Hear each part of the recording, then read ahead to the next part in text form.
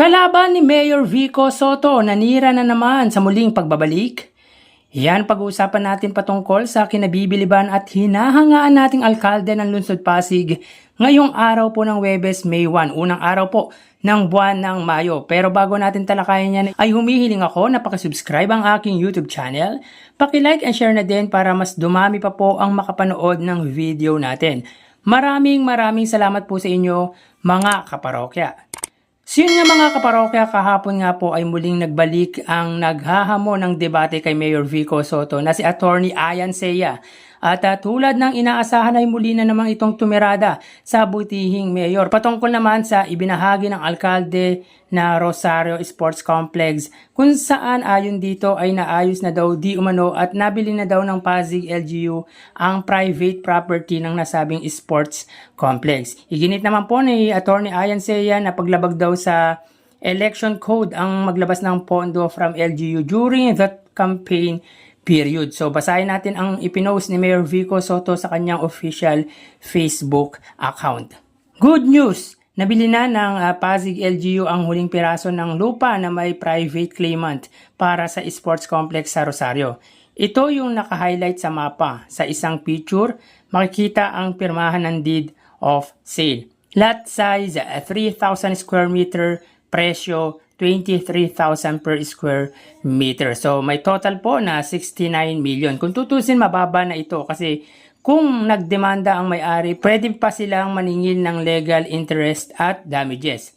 Para sa kalaman ng lahat, dalawa ang naging problema para matapos ang maganda sanang proyekto. Yung una ay itong sa lupa. Bawal magpagawa ang gobyerno sa private na lupa. Ayon sa batas, kung kailangan ng gobyerno ang lupa mo, dapat bayaran ka muna ng just compensation. Pangalawa, may pending na kaso ito sa Court of Appeals.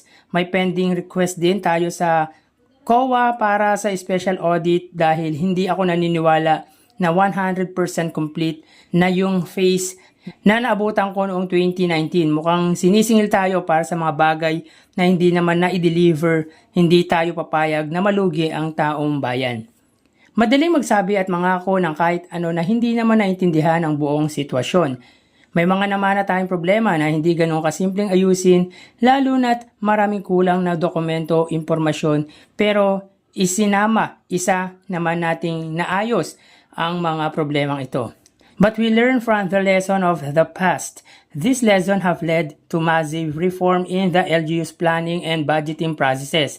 For one, we now avoid the splitting phasing of infra projects to make it easier to be transparent and for monitoring.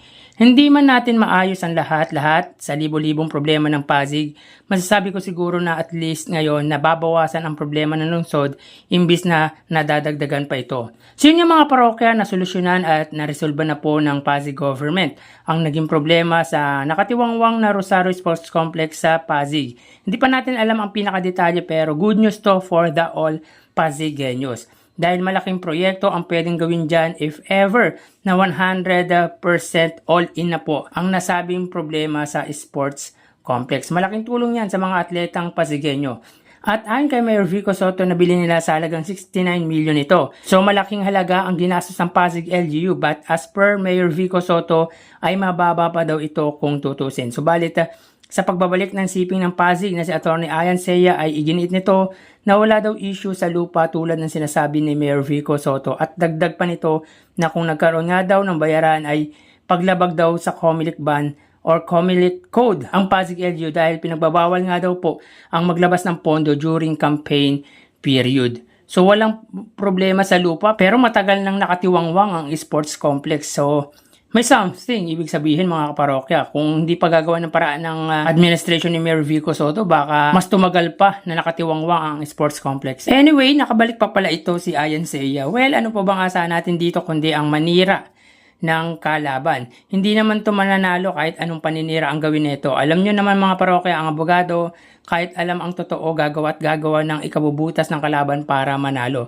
Tulad ng ginagawa ni Attorney Ayan Seiya. Pero syempre knowing naman Mayor Vico Soto di gagalaw ng walang sapat na dahilan at hindi pinag-iisipan. Tsaka pinagmamalaki nito si Yorme Isko Moreno yung mga nagawa nitong pabaya at ospital. Si Yorme yon at iba si Mayor Vico Soto. May ospital naman ang Pasig, kailangan lang i-improve at ayusin. At yung pabaya ni Yorme galing sa utang yon. Magandang idea yun mga parokya, pero ayaw ni Mayor Vico Soto na umutang ng pera para makapagpagawa ng mga proyekto. Ayaw niyang makompromise ang mga Pasigueño dahil magsasuffer ang mga Pasigueño in the end. Hindi ba yun ang issue ng Maynila, ang problema sa utang? Ang Pasig walang utang, nakakapag-save pa ng 1 bilyon kada taon. I'm not against Yorme, pero yun naman ang totoo, galing sa utang ang mga pinagawa nito.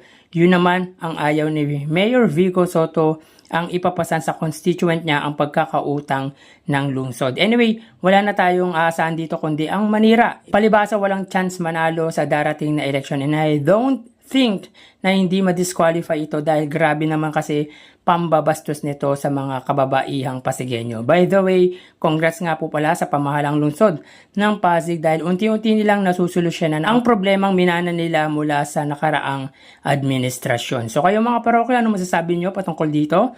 Please comment down below. So hanggang dito na lang po tayo mga parokya. Magpapalam na po ako sa inyo. Thank you and God bless.